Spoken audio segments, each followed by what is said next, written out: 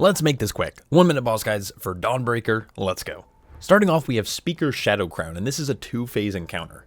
Upon pulling the boss will start casting Shadow Bolt. You're going to want to kick these whenever you can. She will also periodically cast Obsidian Beam. During phase 1, this will have 3 rotating beams. Just make sure you're not getting hit. Next, she'll cast Burning Shadow. This will apply a pretty big dot to a player, and it needs to be dispelled by the healer. Once it's dispelled, it's going to apply a dot to the rest of the group that deals damage and also absorbs healing. Lastly, Shadowcrown will cast Collapsing Night, targeting 2 random players. When this cast finishes, rifts will spawn underneath both of those targeted players, and these will grow in size. Tanks, you're going to want to make sure the boss is not near these, since it will make dodging the beams become more difficult. At 50% health, the boss will cast Darkness Comes. This will completely cover the ship in a massive void, which is lethal to anyone caught in it. This is when your group is going to need to mount up on their skywriting mounts and leave the ship. While flying, you're going to want to make sure you're picking up a light fragment orb, which surrounds the arena. This will protect you from the encroaching shadows. Once this cast finishes, phase 2 will start. During this phase, all mechanics will repeat, but now there's 4 obsidian beams instead of 3. Buckle up and finish off the boss. It's worth mentioning that Anub'ikkaj will be empowered until all 3 mini-bosses are killed, so be sure to do that before pulling. Where this boss's tank is still up in the air, the dungeon is generally pretty packed with mobs, and you're definitely going to want some room to work with. Anyways, once the boss encounter begins, one of the first mechanics is called Dark Orb. This will target a player indicated by the purple arrow above said player's head. This player will need to aim that orb at a place that allows the orb to have a long travel time.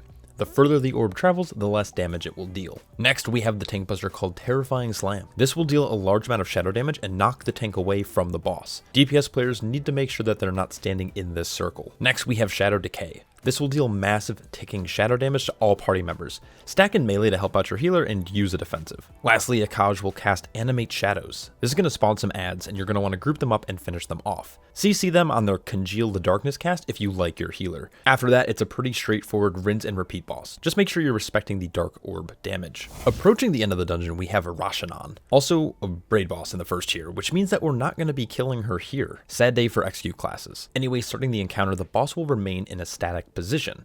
Tanks will need to make sure they're always staying in melee range. The boss is going to frequently cast Erosive Spray. This will apply a nasty damage over time effect to all players, and healers need to be ready to counter this damage. Next, Rasha'nan will cast Expel Webs. Just dodge the swirls. The big mechanic here though is going to be the Rolling Acid ability. This will choose a random player, indicated by the green arrow above their head as well as the giant green line that will move perpendicular to the boss. This player needs to identify which way the wave will roll and then move to the appropriate side of the boss encounter space so they're not hitting the group.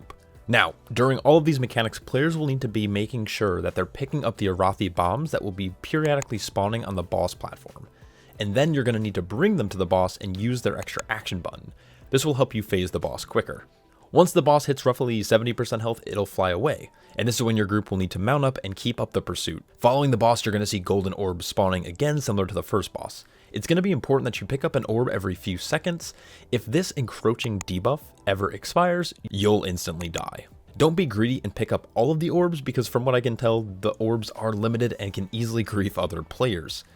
Once you land in the second encounter space, phase 2 will continue just like phase 1, but there's no longer bombs to throw, and there is one added mechanic called Spinneret Strand. This will target 2 players with a big circle. Bring these out away from your group and away from the boss to keep the boss area clean. Keep repeating phase 1 mechanics until the boss hits 60% health. Good luck. Big shout out to all my Patreon supporters. Love you guys. Peace.